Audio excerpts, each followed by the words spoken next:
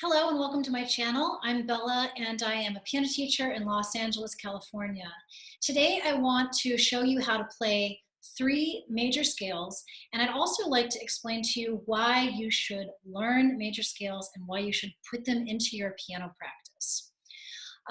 There are a few reasons that come to mind when I think about major scales. The first one is technique. When you practice major scales at the beginning of your piano practice, first of all, you warm up your hands and get them ready to play your songs. But second of all, they're really good for practicing technique, the way you hold your fingers, the tips of the fingers pressing the keys, making your wrist straight.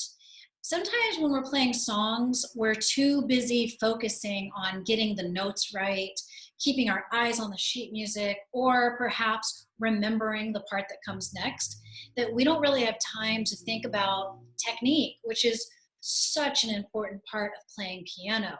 I mean, you can play Twinkle, Twinkle, Little Star, and if you have beautiful tone and technique, it's going to sound amazing.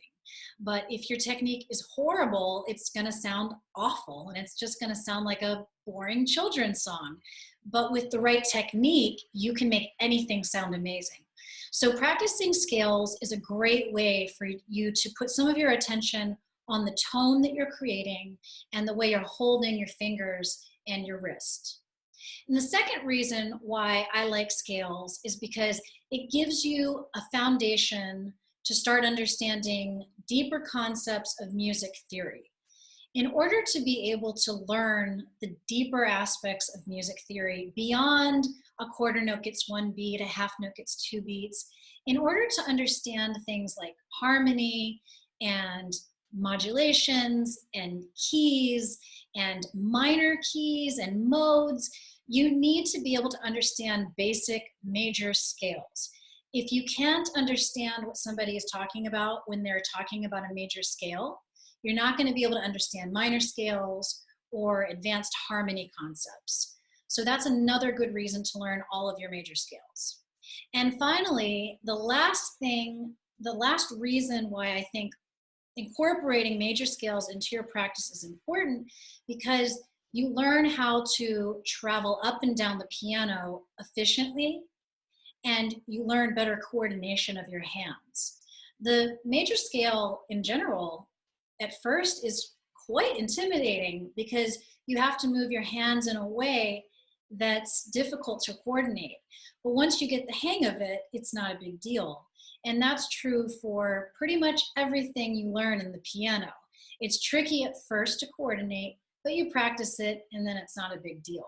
So scales are great for getting you ready for that. And the other part of that last thing I mentioned was traveling up and down the piano. As you progress in music, you will learn pieces that require you to go all around the piano, up and down. You won't be staying in one position all the time. Well, the way a scale works is you learn how to travel up and down, and you will incorporate those movements into your songs as you're learning them. In beginning sheet music, you often have the finger numbers written above the notes, but that's not always the case in advanced sheet music. It's up to you to figure out which fingers to use. And if you've had years of practicing scales and other songs that require movement, you'll already know what to do and you'll be able to figure it out. So with all that in mind, let's move to the keyboard, and I'm going to show you how to play a C major scale, a G major scale, and a D major scale. Starting with a C major scale, we've got our first finger on middle C, and it's going to look like this.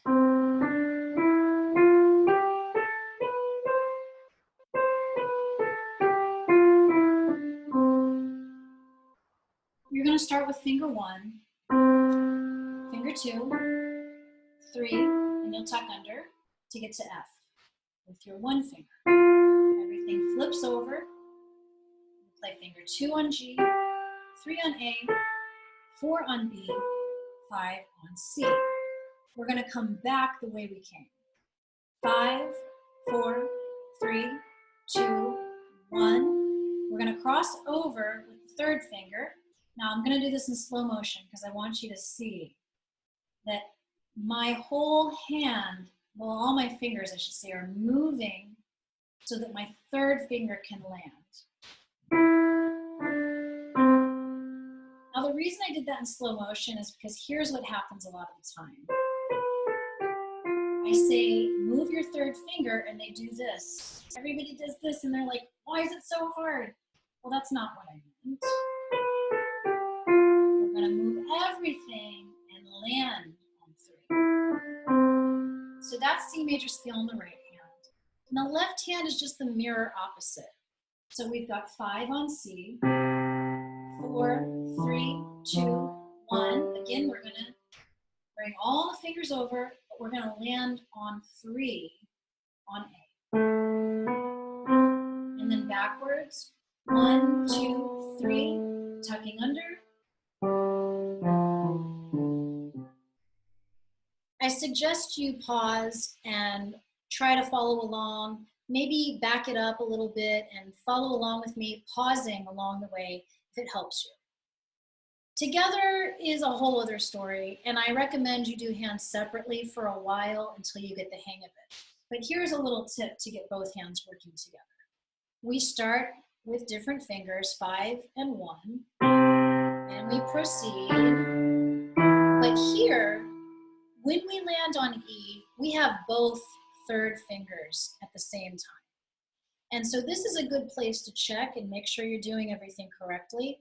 If you end up with fingers like this, 3 and 2, you've done something wrong. So every time your third fingers go down, check and make sure that both third fingers are down. Now my right hand will tuck under. And my third finger is about to go down here. So I know something is about to happen. This flips over and both thirds land.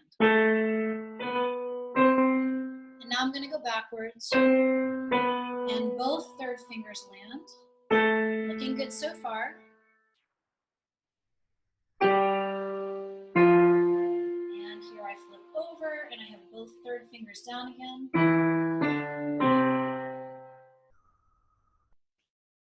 Now, the next scale I said that I would teach you is the G major scale. And the reason why we're doing a G major scale is because I like to teach my scales in fifths, starting with all the sharp keys.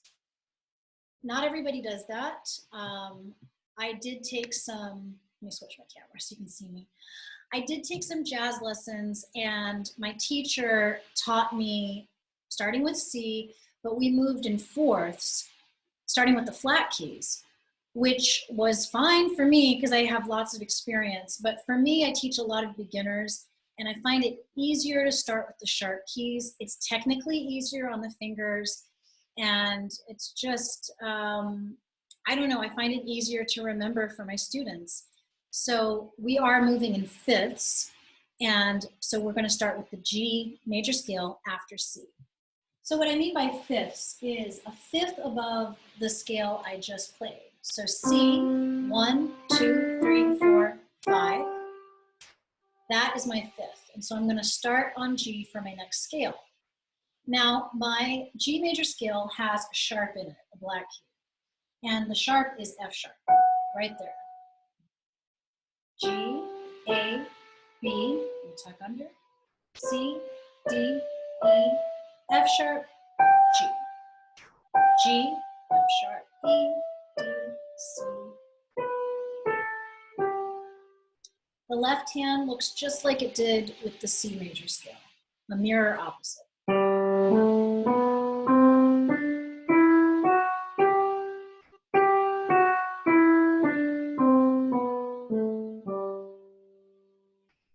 And then the next scale, the third one I'm going to teach you, is a fifth above G. So what is a fifth above G? 1, 2, 3, 4, 5, D. Now we're still going to have the F sharp in the scale. With every major scale, we add a new sharp. Of course, I'm only talking about the sharp scales right now, not the flat scales. And a fifth above F sharp is C sharp. So C sharp will be my next scale. D, E, F sharp, G, A, B, C sharp, D. left hand. Same thing.